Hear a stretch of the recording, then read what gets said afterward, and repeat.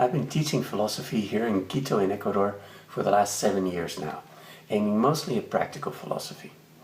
I also have a master's degree in humanistic sciences, which qualifies me in humanistic existential care service. It's a real privilege teaching philosophy every day, but it's also very much limited to academic philosophy. So the paradox is that while I talk a lot about practical philosophy and applying philosophy in different settings, I do that in an academic form and environment. In this light, PhilosoLab, the philosophical practice here in Cumbayá, aims at providing a number of practical services. First of all, philosophical counseling focuses on existential questions. In the form of a dialogue, with the use of reason, we can discuss issues like what is happiness, or what is well-being, or how can we better know ourselves, or how can we best situate ourselves in the world around us. Philosophy can also be applied in a more business setting in the form of philosophical consulting. Philosophy can deal with ethical issues and problems, or with communication, or even with topics like a company identity.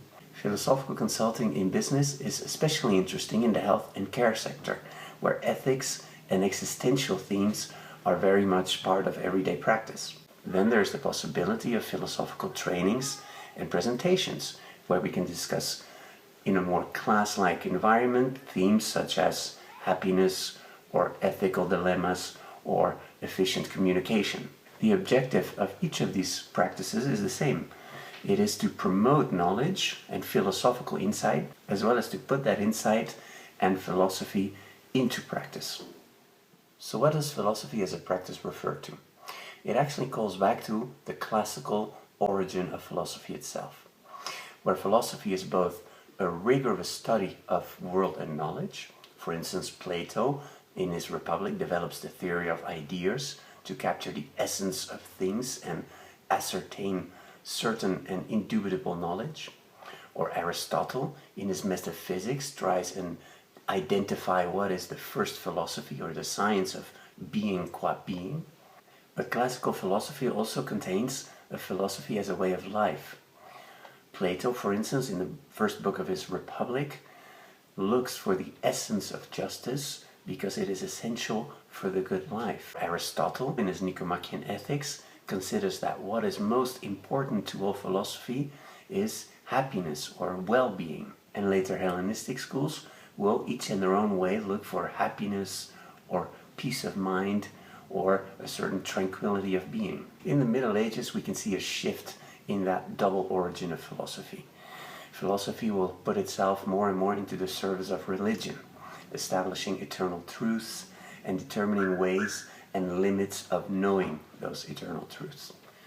Whereas the question of the good life will be relegated to religious practices. And more specifically, the good life will be something associated with the afterlife, and earthly existence will be placed in the service of God. At different moments throughout the history of philosophy, there'll be a certain resurgence of this interest for the good life. Montaigne, for example, in his essays, will study into the concrete human being, or Schopenhauer in the 19th century will dedicate a number of his secondary writings to the very concept of happiness, or rather how to avoid misery and unhappiness. Whereas Nietzsche in the end of the 19th century will open up a return of philosophy to the question of becoming who you are. To Nietzsche, in light of the end of self-evident moral truths, we need to return to the question of determining how we should live our lives.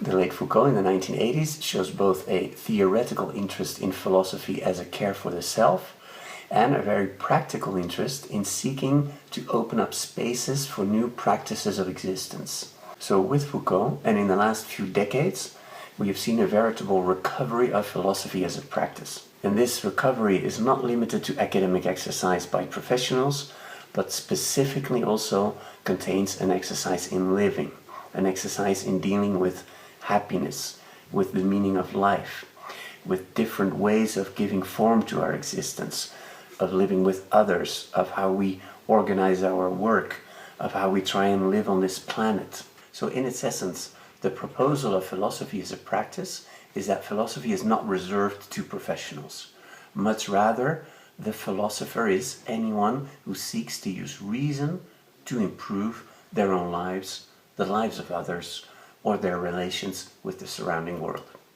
The aim then of this YouTube channel and of PhilosoLab is to present philosophy in an accessible way, to relate the history and theory of philosophy with practical issues, and with philosophy contribute to issues of good living.